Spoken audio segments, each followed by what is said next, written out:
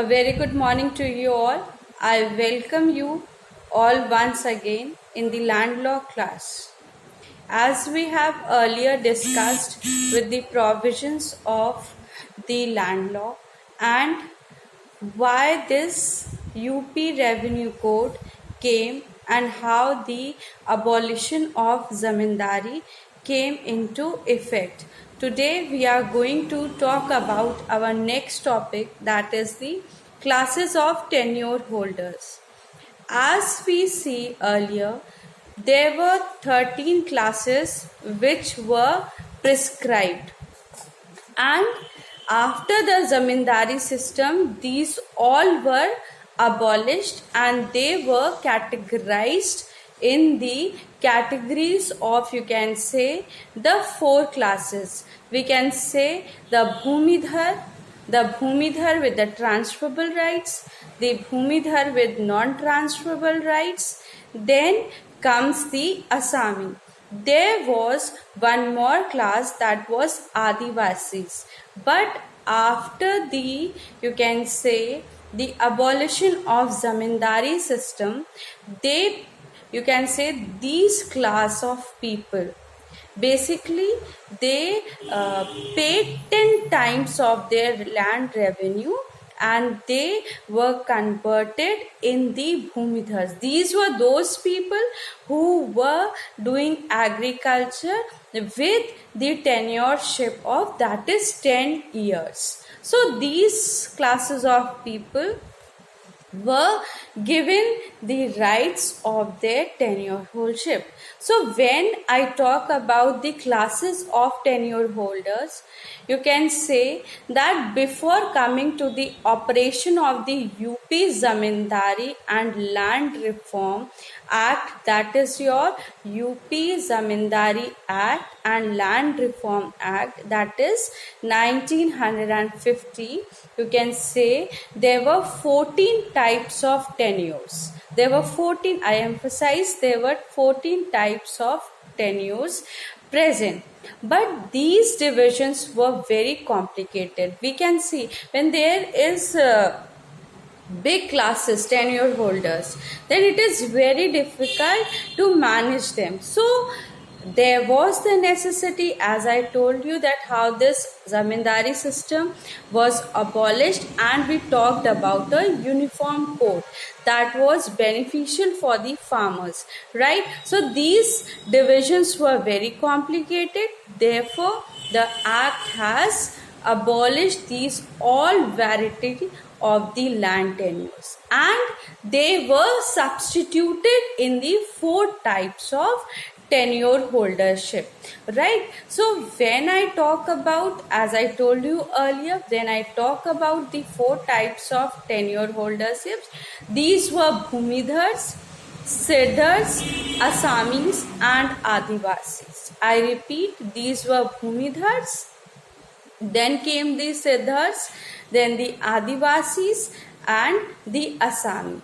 So when I talk about the Adivasi, as I told you, Adivasi was the transitional form of land tenure, right?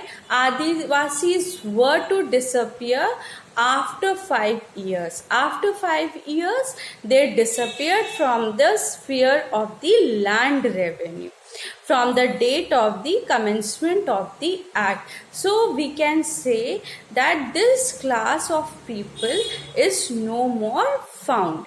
And if you will look to the current situation, there is only 3 type of tenure holdership which is going on in today's time, you can tell.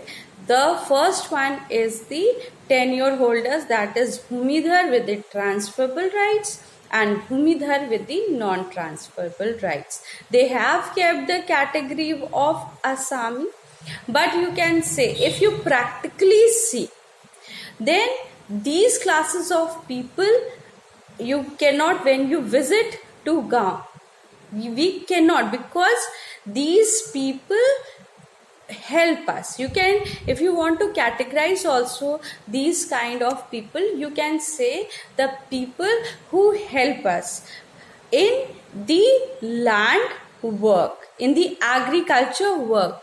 So the UP Zamindari Act and the Land Reform Act, that is your Amendment Act, that is 1958, you can say it added a section in UP Zamindari Act, and which adds another category, that is government lessee. It is very important, you have to understand this is a government lessee, but the rights and liabilities of the government lessee shall be governed by the terms and the condition of their lease.